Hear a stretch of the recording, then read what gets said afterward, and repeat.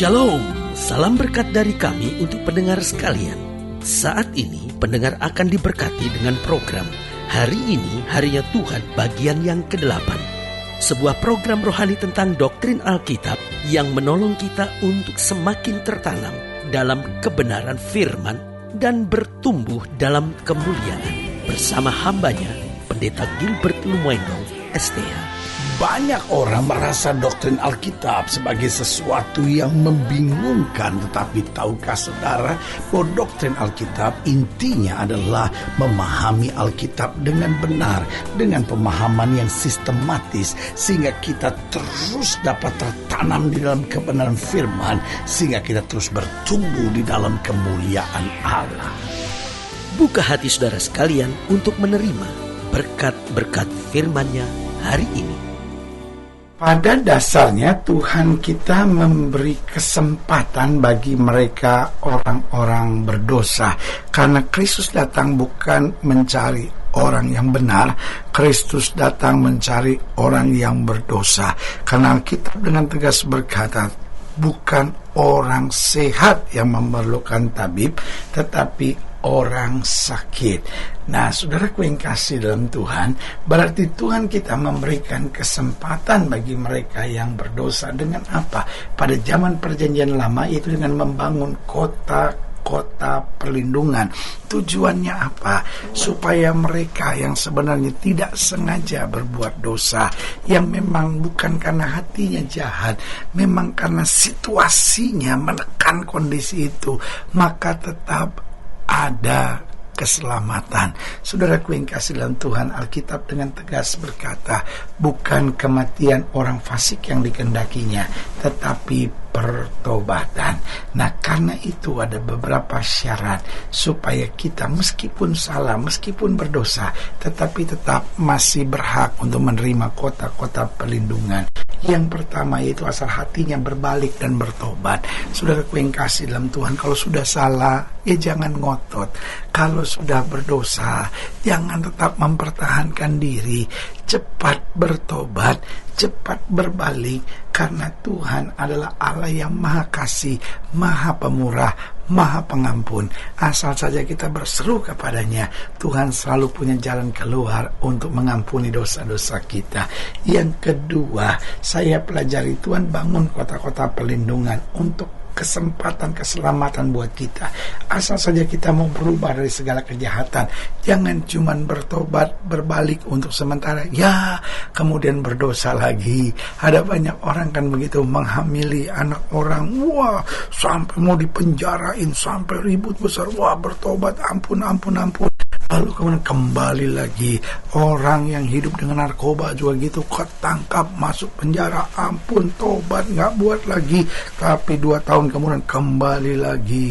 Orang yang hidup dengan homoseksual, lesbianism, lalu kena penyakit menular, wah ampun, gak lagi. 1 tahun kemudian kembali lagi. Saudaraku yang kasih dalam Tuhan, ini yang saya mau bilang. Ada banyak orang bertobat, berbalik, tapi tidak berubah dari segala kejahatannya. Ini kan namanya munafik, saudara-saudara. Tuhan memberi kesempatan yang pertama bagi mereka yang mau berbalik dan bertobat. Yang kedua bagi mereka yang mau berubah dari segala kejahatannya. Yang ketiga buat mereka yang memang tidak berniat untuk mempermainkan Tuhan. Dia memang jatuh di dalam dosa. Saudaraku yang kasih dalam Tuhan, ada orang yang memang jatuh dalam dosa, tetapi ada orang yang sebetulnya hatinya memang mempermainkan Tuhan. Sebagai hamba Allah, saya mau ingatkan buat setiap jemaat sekalian, jangan mempermainkan Tuhan. Karena kalau kita jatuh dalam dosa, seberapa dalam pun kita jatuh, Tuhan masih bisa mengangkat kita. Tetapi kalau kita mempermainkan Tuhan, berlaku firman, jangan kamu sesat. Allah tidak membiarkan dirinya dipermainkan. Dan yang keempat, siapa yang berhak untuk mendapat perlindungan di kota-kota perlindungan? Yaitu mereka yang selalu mau kembali ke jalan Tuhan. Dia tahu bahwa jalan dosa, jalan dunia, jalan keserakahan hanyalah jalan yang menyenangkan sementara, tapi kemudian menghancurkan selama-lamanya. Tapi jalan Tuhan itu awalnya mungkin keras, jalannya penuh tantangan, tetapi akhirnya penuh dengan kemuliaan dan sukacita. Haleluya. Selamat datang dalam program kita hari ini, harinya Tuhan, sebuah program rohani yang kembali mengingatkan kepada kita betapa pentingnya kita menjadikan firman Tuhan sebagai dasar keseharian hidup kita. Karena selama kita jadikan firman Tuhan sebagai dasar keseharian hidup kita, langkah-langkah ke depan kita penuh dengan kepastian, kemenangan, berkat, mujizat, dan perkara-perkara besar. Haleluya. Dan dalam program ini kita sedang bicara tentang Yesus adalah kota perlindungan kita, karena memang Kristus datang untuk memberikan pengampunan, kesempatan, dan kekuatan bagi mereka yang berdosa untuk menerima anugerah yang sempurna, yaitu keselamatan. Haleluya. Nah, sudah gue yang kasih dalam Tuhan, dalam pembahasan tentang Yesus kota perlindungan kita mau sama-sama belajar dari Ulangan 19 ayat yang pertama, Ulangan 19 ayat 1 sampai ayatnya yang ke-13. Ulangan 19 ayat 1 sampai 13, demikian firman Tuhan di bawah judul perikop kota-kota perlindungan. Apabila Tuhan Allahmu sudah melenyapkan bangsa-bangsa yang negerinya diberikan kepadamu oleh Tuhan Allahmu, dan engkau sudah menduduki daerah mereka dan diam di kota-kota dan rumah-rumah mereka, maka engkau harus mengkhususkan 3 kota di dalam negeri yang diberikan Tuhan Allahmu kepadamu untuk diduduki. Engkau harus menetapkan jauhnya jalan dan membagi dalam 3 bagian wilayah negeri yang diberikan Tuhan Allahmu untuk dimiliki olehmu, supaya setiap pembunuh dapat melarikan diri ke sana. Inilah ketentuan mengenai pembunuh yang melarikan diri ke sana dan boleh tinggal hidup. Apabila ia membunuh sesamanya manusia dengan tidak sengaja dan dengan tidak membenci dia sebelumnya.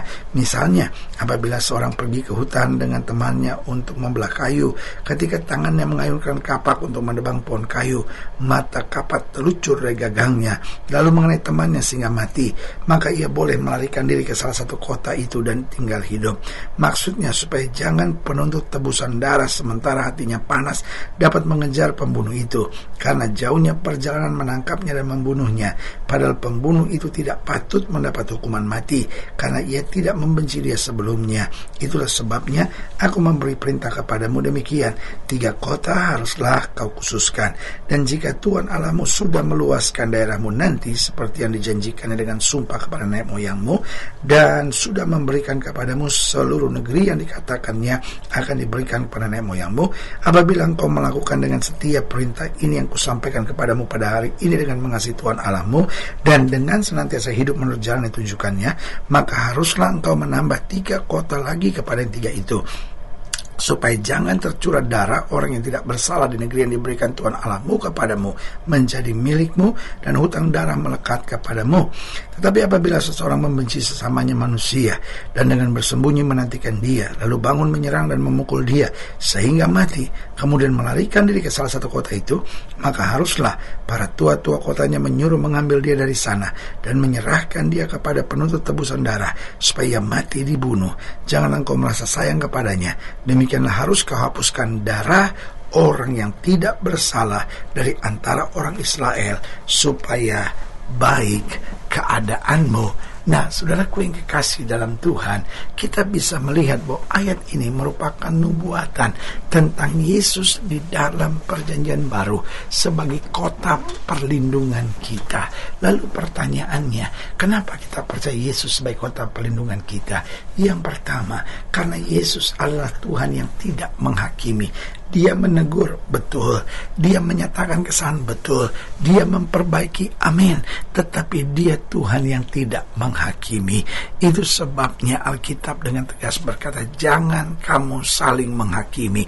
Ingat ketika seorang wanita tertangkap basah berbuat zina, Yesus bilang apa? Barang siapa yang tidak berdosa, lempar wanita ini duluan dengan batu. Saudaraku, ketika semua orang mundur, Yesus berkata, aku pun tidak menghukum kamu. Pulang, jangan berbuat dosa lagi. Yesus bukan Tuhan yang menghakimi. Dia menegur, dia menyatakan kesalahan. Bahkan di saat-saat tertentu dia juga menghajar kita. Tapi satu hal, dia tidak menghakimi kita. Dia selalu memberi kesempatan untuk kita berubah. Haleluya. Yang kedua, Yesus sebagai kota perlindungan kita, karena Yesus adalah Tuhan yang senantiasa memberi kesempatan bagi mereka-mereka yang mau buka hati, bagi mereka-mereka yang mau bertobat, bagi mereka yang mau sungguh-sungguh menerima anugerah dan kasih karunia Tuhan yang sempurna. Haleluya. Yang ketiga, Yesus sebagai kota perlindungan kita.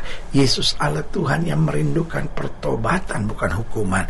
Alkitab berkata bukan kematian orang fasik yang dikendakinya, tetapi pertobatannya. Kita kadang kala kalau udah melihat kelakuan orang, kita udah gak harapkan pertobatannya, udah biar mampus itu orang. Aduh pendeta, itu orang udah kelewatan, udah ada sikat aja gitu. Saudaraku yang kasih dalam Tuhan, itu sebabnya Yesus mati di kayu salib, bukan untuk orang benar, bukan untuk orang-orang yang memuji Dia, bahkan untuk orang-orang yang menghujat dan menghakimi Dia. Yesus berkata, ampunilah mereka, sebab mereka tidak tahu apa yang mereka perbuat. Haleluya. Yang keempat, Yesus sebagai kota perlindungan.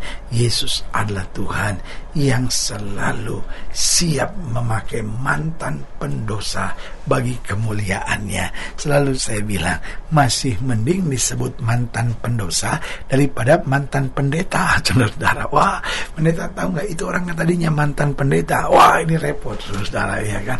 Mantan pendosa artinya tadinya berdosa, sekarang benar. Repotnya adalah mantan pendeta dan mantan orang benar. Ini kacau, saudara.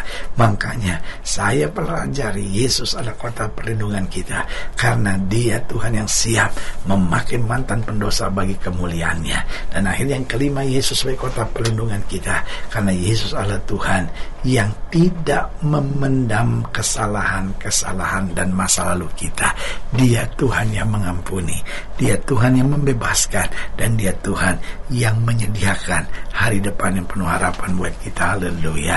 Saudara yang kasih dalam Tuhan, jika saudara nilainya lebih jauh, hubungi kami melalui telepon, hubungi kami melalui surat, kunjungi website kami, karena kami ada untuk membawa Bapak Ibu saudara senantiasa lebih dekat pada Tuhan dan mengalami kasih kuasa mujizat yang luar biasa. Haleluya. Secara khusus melalui program ini juga saya mau berdoa buat siapa yang sakit, siapa yang berbeban berat, karena saya percaya bahwa bagi Allah tidak ada perkara yang mustahil.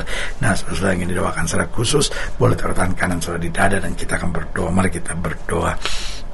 Bapa, dalam nama Yesus, hamba doa buat yang sakit, hamba doa buat yang berbeban berat, hamba doa untuk setiap mereka sedang menghadapi masa-masa yang sukar, karena hamba percaya bahwa bagi Allah tidak ada perkara yang mustahil. Bapa, hamba berdoa di dalam nama Yesus, Tuhan jamah yang sakit, Tuhan sembuhkan, yang lemah Tuhan kuatkan, yang susah Tuhan hiburkan, bahkan mereka yang taruh tangan kanan di dada, sehingga kami menerima perlindungan, kami menerima kekuatan, kami menerima damai sejahtera yang sempurna. Di dalam nama Yesus kami berdoa. Haleluya. Amin.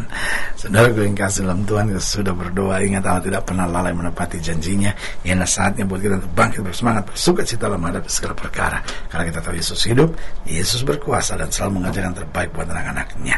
Doa saya menyertai saudara. Sampai berjumpa pada program berikut, dan jangan lupa jadikan hari ini harinya Tuhan. Haleluya.